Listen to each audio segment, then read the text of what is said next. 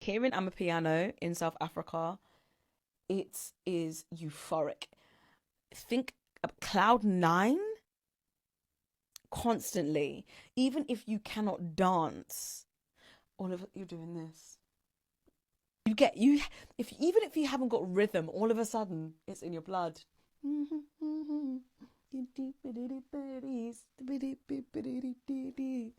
you know what I mean? Like you just get it. Hearing it there is something else. Everybody's dancing, everybody's having a vibe. In London, what is going on in London? What is going on in the clubbing scene? Do people not want to move their bodies no more? We just saw an array of phones. I love what's happening in Africa now. How Afrobeats is starting to wake up, and for sure that I love what Tyla's doing. And Tyla, yeah. I saw her on my feed a couple minutes ago before I started this. Oh, really? Yeah. She was on a talk show, whatever. She was kind of doing a dance, like walking in. Yeah, just like that, you know. And it's hard. We don't even think about it in that way. But she's like the first real African pop star in that way. Wow. It's like she's a new thing. Okay. That the world hasn't really seen. You know? Yeah. I'm not completely familiar. So yeah. Americans will announce a world tour, but Africa is nowhere to be found on this world tour. Very telling. Exactly. What's interesting is, at their peak, Africa is not relevant. But when they want to reboot their career system, then it's connecting with the motherland. If they're going to include Africa, we all know which one is going to be. I mean, no disrespect to South Africa. Beautiful country. But let's call a spade a spade. There's Ghana, Nigeria, Kenya, there's Namibia. There's all these countries that have developed, and they actually have a huge amount of consumers that contribute to the rise and the streaming numbers of the American artists. You're not just going to come on social media and interact with African artists only when it suits you, only for promo purposes. We see through it. We see each other. We see each other. And I don't want to hear they're putting African on the map. No, Africa is on the map already. Let it translate collaboratively. Hit up the African artists that you claim you love so much and put them on your tours. African music is ruling. African music is thriving. We have one of the most vibrant music, sought after music of the world. It's giving what it's giving. Let's go to Africa because we are declining in sales. Gaslighting. Non-inclusive, bottom of the barrel. Don't let your tours stop at South Africa. You see, when it comes to African music, there's a lot of debates. As you know, it's all fun and games, which is cool. But there's one specific area in this topic that should never ever be brought up for debate. And that is who does the best choir and a cappella groups and whatnot. The only answer to that question is South Africa. They're just too good. Tell them to put a vocal arrangement together and they will very much arrange. Some of the videos I've seen of South African choirs, even just the schools at that, it's just too good. It is too good. Fantastic stuff. Amapiano has got to be one of the best genres in the world. I don't care. You guys can fight me, but Amapiano, South Africans do it the best. When it comes to music, South Africans take the win. Amapiano, all of them type of pianos, I'm there. South Africans invite me to all of the motors, invite me to everything. Amapiano, that's gonna take over. I love Amapiano. Amapiano, hey! Amapiano, piano, we say piano, we say piano. I'm hearing it. I love Amapiano, like literally. Whole summer, Amapiano. You can't do summer without Amapiano. If you guys don't like Amapiano, you're not mature. You're actually not mature. You need to grow up. Because South Africans win when it comes to their music. Look, literally, they win. I love South Africans. I love your music. Amapiano. Yeah, piano. I feel like the thing with Amapiano is that like everybody can't do it. Like everybody can collaborate. To a certain extent, you might be able to like experiment with some of the drum patterns and the sounds. It's rich like a real Ama song. Is like it, you know, on the surface level of listening to it, like you just vibing with it. But then when you listen to all the layers and all the sounds, it's like, bro, like everybody can't just do this. It's a lifestyle. So it's like if you're not in that lifestyle, I don't know how authentic it's gonna sound. You know what I mean? If you don't live it, if you're not in it. It's like very hard to like fake that it's authentic. You know what I'm saying? Yeah, man. Ama is a lifestyle. It's like it's a culture. It's a, Right. you know, it's the dress, it's the dancing, it's the, I mean, it's the, like sometimes when I'm getting up, I'm like going to the gym. I'm like, I'm putting on this playlist. I don't know, y'all. I saw Uncle Waffles in New York last night, my third time seeing her, and dare I say, one of the best DJs out there in the world now. And I'm being so serious. Number one, Amapiano just does something to me in the same way that house does something to me. It's the drum structure and the drum patterns that are just like, gets me freaking moving. And I will tell you one thing. Ms. Waffles puts on a freaking show. She was cutting it up, dancing, actually DJing. Some of y'all faves could never. And she produces her own music. I am forever a fan. I've seen her twice in New York, once in the pouring rain, and then once at a surprise set in Miami where I didn't even know she was going to be DJing at the club. But Waffles, New York loves you. Please come back soon because we want to party. You know what's crazy? Americans on social media are absolutely losing their minds over South African music right now. And honestly, who can blame them? You've got people online talking about how hearing Amapiano in South Africa feels euphoric, like being on cloud nine. They're saying even if you can't dance, the rhythm just gets into your blood. And if you've ever been to a South African groove, you know exactly what they mean.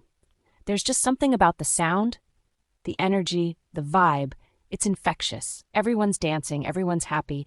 Meanwhile, one American said in London, the club scene is so stiff. People are just standing around filming instead of moving their bodies. He was like, what's going on in London? It's a whole mood shift from energy to phones. So yeah, it's clear that South African music, especially Amapiano, has crossed borders and taken over hearts around the world. Americans are vibing with it, and it's amazing to see how far it's come. One thing that stood out in all these videos is how much appreciation there is for the creativity and soul behind South African sounds. It's not just about the beat, it's about how the music makes you feel. The log drums, the smooth tempo, the vocal chops. It's a spiritual experience for some people. Americans are realizing that when you're in South Africa, you don't just hear Amapiano, you feel it in your bones. But let's dig a little deeper. A few Americans also mentioned how much they love that African music is finally waking up the global scene. One guy said, I love what's happening in Africa now, how Afrobeats is starting to wake up. I love what Tyla's doing. They even called Tyla the first real African pop star in that way, someone who's global, stylish, and uniquely African at the same time. And to be fair, they're not wrong. Tyla's Grammy win, her international performances, her interviews on big US talk shows, they've opened people's eyes to what's really going on musically in South Africa. But here's where things get a bit complicated. Some Africans online were quick to point out that while Americans are suddenly showing love for African music, they often don't include Africa in their world tours. Someone said, Americans will announce a world tour, but Africa is nowhere to be found on the list. Very telling. And honestly, that's a fair point. How are you going to say you love African music but not bring that love back to the continent? They only start connecting with Africa when their careers need a reboot. When things are going downhill, suddenly it's back to the motherland. Another person said, if they're going to include Africa, we all know which one is going to be. And yeah, they meant South Africa, because for a lot of international artists, South Africa becomes the default African stop, and that's both a compliment and a criticism.